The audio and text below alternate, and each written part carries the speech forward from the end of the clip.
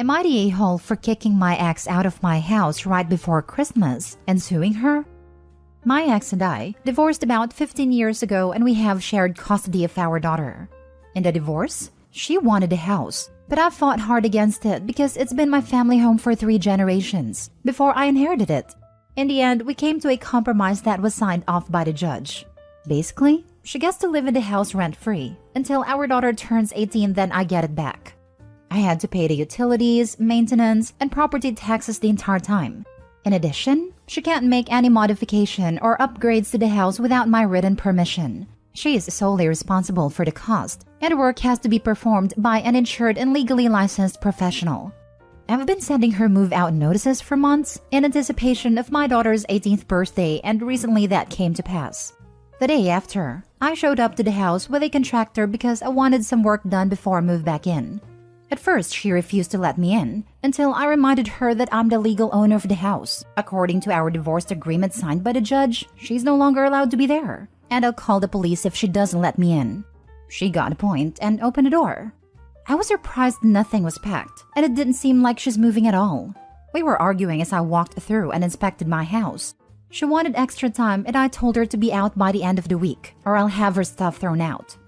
When I walked into the living room, I was shocked into silence. The living room was expanded by a wall being torn down and having the bedroom that was once there merged into it. She turned my 4-bedroom house into a 3-bedroom one.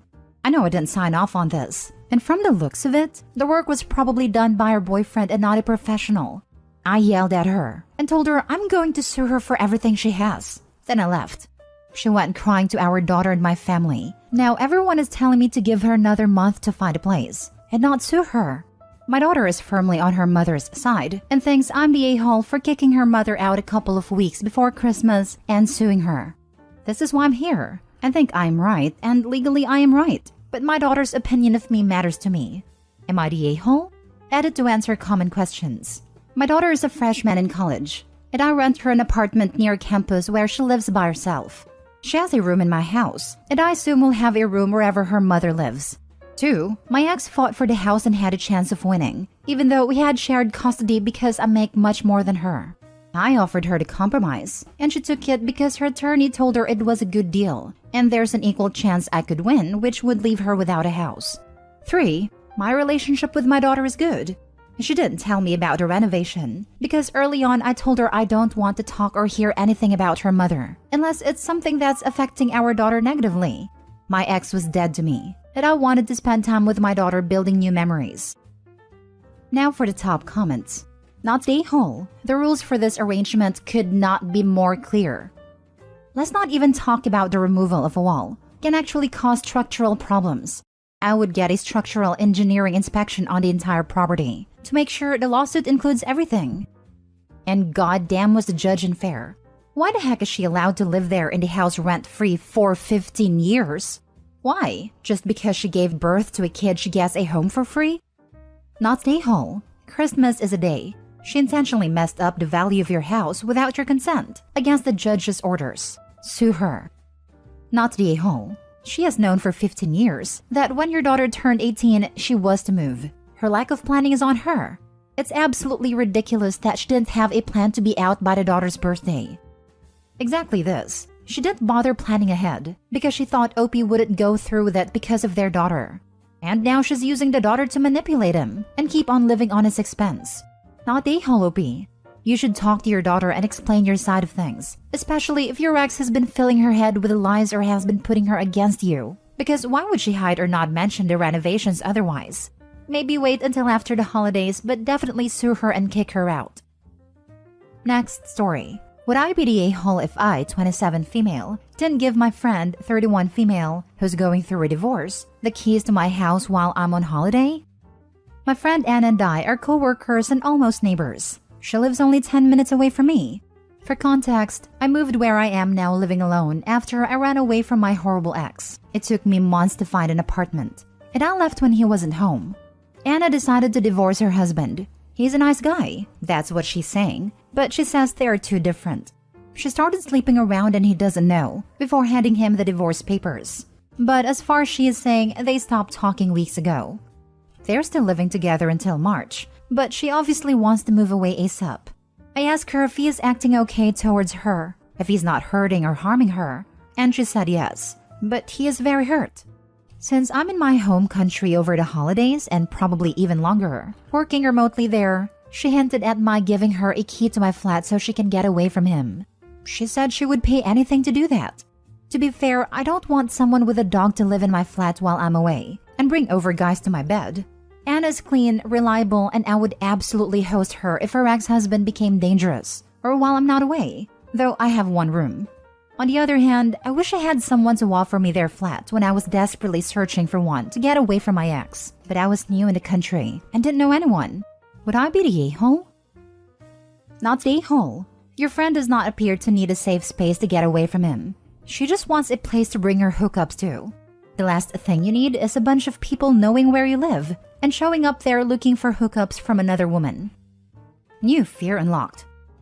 Her husband might also become angry with you if/when he finds out about her infidelity, because in his eyes, you'd have been giving her access to your flat so she could hook up with people. It would put you squarely in the middle of their situation. Put simply, Anna has no respect for her husband, the man she married and is supposed to love. Do you think she'll respect you and your space? She is a grown woman. She can find a place to live that doesn't involve her having complete strangers in your home. Outside of the risk to you, what if they steal your things? Trash your flat? Do you really want to roll the dice on that? Not the a-hole. Make sure Anna doesn't have any access to your flat. Not the a-hole. Don't do it. When you get back, getting her out may not be easy and end up ruining your friendship. Tell her that you value your friendship too much to risk it this way. She will have something for herself in March. I wouldn't worry about it, but good point otherwise. Not the a-hole. Helping someone leave a dangerous situation is entirely different than wanting to leave your husband because you're done being married.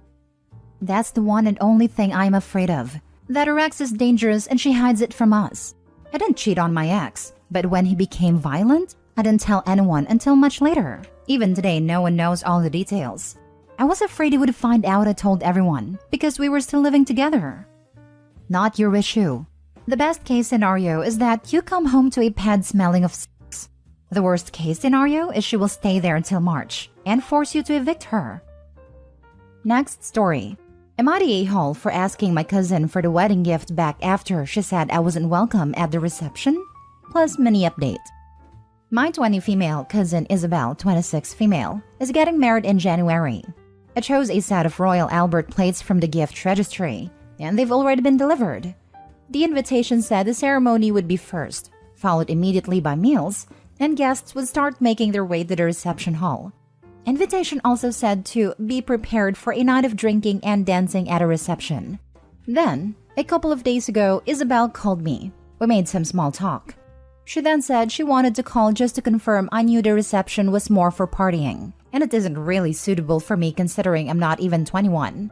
I said I'm fine drinking water and soda, but she replied the capacity for the reception hall is smaller, so they're not including younger guests. Mind you, this is a child-free wedding, so there aren't really any younger guests, and I get not wanting to have kids around for the reception. Isabel said I'm invited to the ceremony and dinner. I was confused and told her this is really weird. The invitation said ceremony and reception.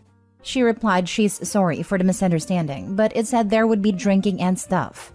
Eventually, I told her, okay, I respect that, but if she could kindly send the plates back so I can get a refund.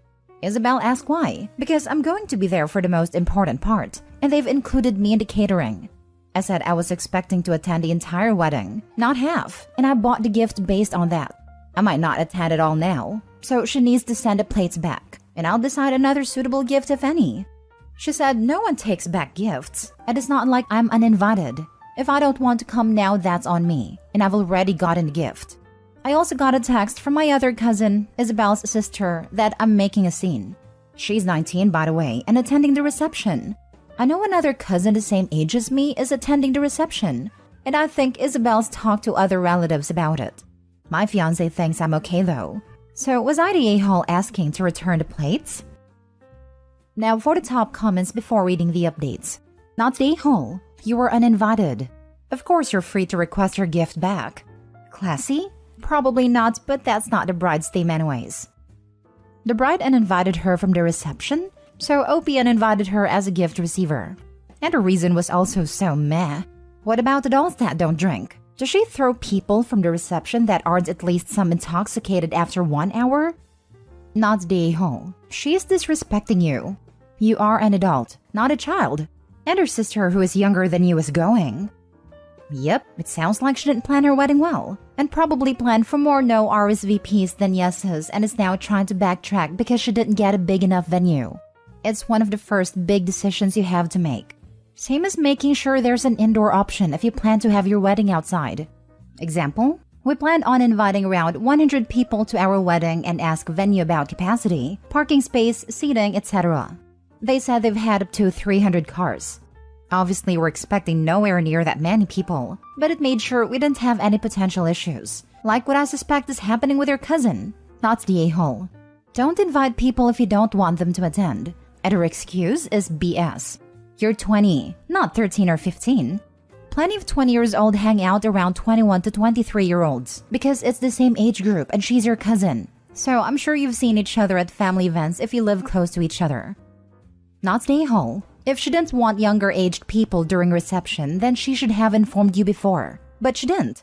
You gave the gift on the basis that you're attending the whole wedding. Since she can suddenly uninvite you from reception, then you can also ask for your gift back. To be honest, I feel like she wanted the gift before rejecting you. Sorry, because I always think of the worst reasons for things happening. But whatever it is, you are absolutely right in wanting your gift back. But your relationship with her might be damaged, so be ready for that. I don't even think she thinks much of the relationship between you and her, since she is uninviting you from the reception but not giving a proper reason other than your age, and also acting salty about returning the gift. Edit. I have a small update. I just got off the phone with my mom because I wanted to ask her if they'd picked a gift for Isabel yet. Otherwise, they can potentially take mine and the whole situation. She said Isabel called her too and said they're welcome to the ceremony, but the reception is more for friends and partying. My parents are definitely above 21, and they also had ceremony and reception on their invitation. Parents were planning to gift money, so they haven't given it yet. They think it was really rude of Isabel to invite then uninvite, and they might not attend the ceremony but not sure. And I am officially confused. Why not just have a ceremony in our invitations in the first place? Last story. Am I the a-hole for causing my ex-girlfriend's father to lose his job? A while back, I, 40s male, dated a woman, 30s female, whose father, 60s male, was a nice enough person, but a bit overprotective of his adult daughter.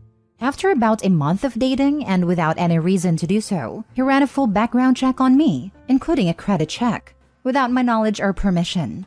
It came back clean, and my girlfriend told me about it immediately after the fact. I noticed a 5-point hit to my credit rating, but that wasn't a big deal. I was more peeved that someone ran a criminal and financial check on me without my knowledge or consent, but I decided to let it go to keep the peace. We broke up 3 months later and had little contact after the breakup. Approximately 2 months after we broke up, my now ex-girlfriend reached out to me.